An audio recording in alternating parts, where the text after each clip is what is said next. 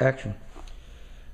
Welcome to the makeup video for Unit 2's second lab, the Flame Spectrum Test Lab. This video in LQHS production is of the Flame Spectrum Test Lab as demonstrated by Mr. Records and narrated by me, Mr. Arroyo, for all chemistry classes, both CP and HP. Starting with the purpose of the lab. Have you ever wondered why a candle flame is yellow? The characteristic yellow of a candle flame comes from the glow of burning carbon fragments. The carbon fragments are produced by the incomplete combustion of the wick and candle wax. When elements such as carbon are heated to high temperatures, some of their electrons are excited to higher energy levels, and they release excess energy in packages of light called photons or light quanta. The color of the emitted light depends on its energy.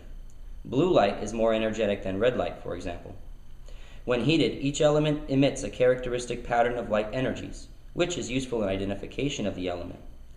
The characteristic colors of light produced when substances are heated in the flame of a gas burner are the basis of flame tests for several elements. In this experiment, you will perform the flame tests used to identify several metallic elements based on the characteristically colored flame emitted. The description of setup is as follows. The setup for this lab includes the use of a Bunsen burner to vaporize small samples of various solutions of metal ions. A strong acid solution is also used to help avoid cross-contamination of the metal ion solutions. The test will be executed using a nichrome wire tool. Materials and equipment: safety goggles and lab apron. A test tube rack containing 7 known and 1 unknown metal chloride solutions. The Bunsen burner and flint striker, the nichromium wire tool, the 50 milliliter beaker with 6 molar HCl. That beaker has a red tape around it to be kept separate and distinct from the larger 100 milliliter beaker containing distilled water used for rinsing purposes. At this time, we're going to start the tests.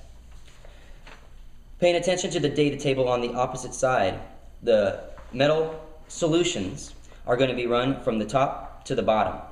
So starting with copper 2 chloride.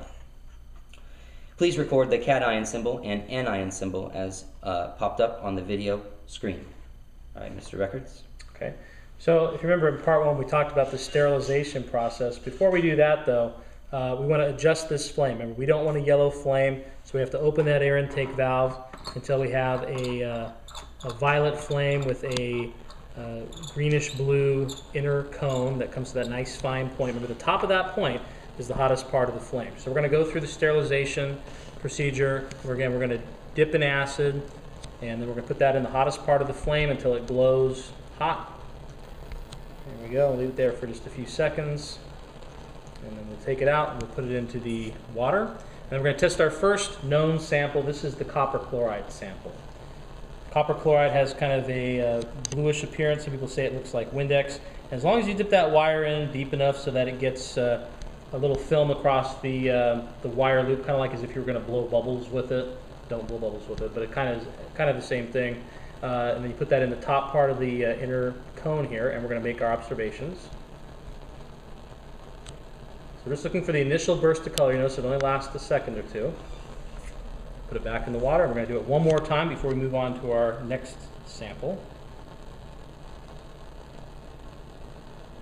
Okay, so you make your observations based on the initial burst of color that you see. Now, because I'm changing to the next known sample, I've got to sterilize the loop, which means it's got to go in the acid. Back in the flame until it gets hot, sterile. Move it around so we get all those ions off there. And then back into the water. Now the next known sample that we're going to be testing, we're going in the order of the elements on the periodic table. So this is going to be element number 3, which is lithium. This is part of what we're going to talk about in the next unit, is the alkali metal family. So the first one we're going to test is going to be lithium, or lithium chloride.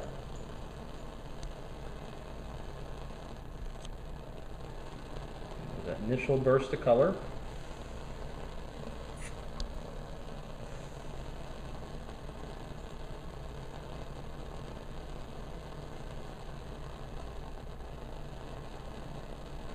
Okay. Now we're going to move on, sterilize again. And the next one we're going to test, got to get all that burned off there. The next one we're going to test is going to be sodium chloride solution. I'm going to hit it with the acid one more time. Let's try to get all those ions off there.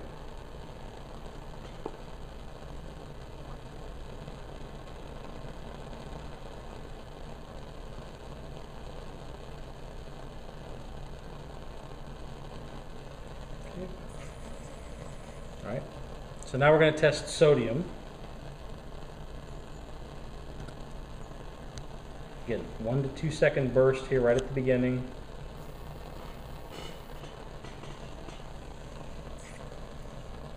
Dip it back in the water, back in the sodium.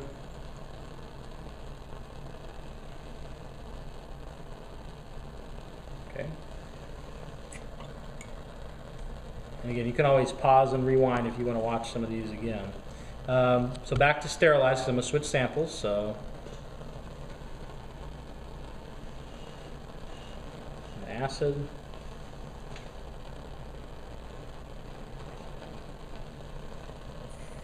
then the water. So the next one we're going to test down below sodium on the periodic table in the alkyl amyl family, we have the element of potassium.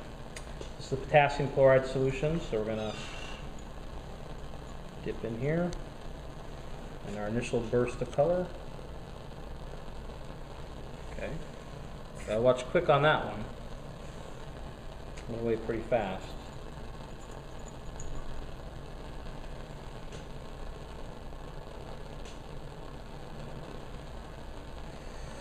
All right.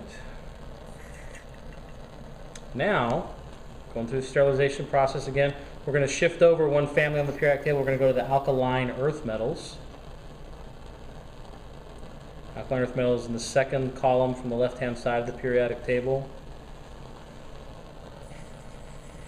And the first one we're going to test is going to be the element of calcium.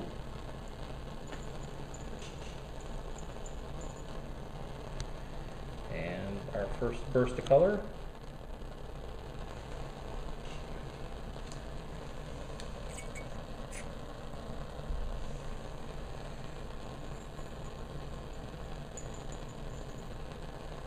And again. Looking at that initial burst of color, that's the most important one. Okay, then we'll go sterilize again.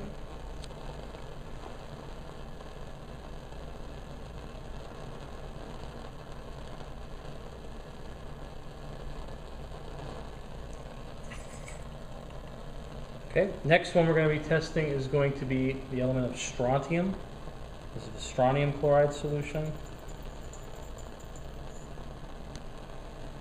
And our initial burst of color.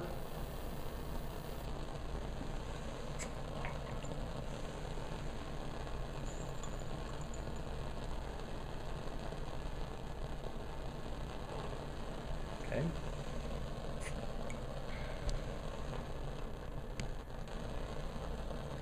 It's cleaned off an acid.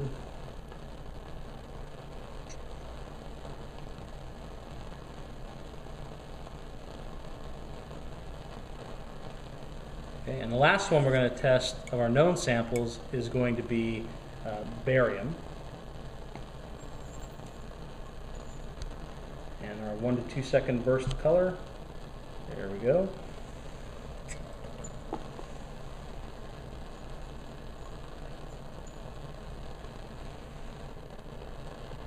Okay. Now, you have all of your observations for all of the known samples. And again, if there was one that you wanted to watch again, just rewind and you can watch as many times as you want. But we ran through each one, twice of them here in the lab. Now you're going to try to figure out, based on those observations, what the unknown sample is going to be. Now, it's not going to be copper chloride. Copper chloride is a blue solution that would be too easy to identify just based on its visual appearance. So instead, we're going to use one of the 6 remaining known samples. On your paper, make sure that you mark that you're using unknown sample number 25. Unknown sample number 25. That's very, very important that you have that written correctly. So double check. Unknown sample number 25. And so again, I've gone through the process of sterilized my loop, and I'm going to go ahead and put it into the unknown sample. and we'll put it into the flame. Okay.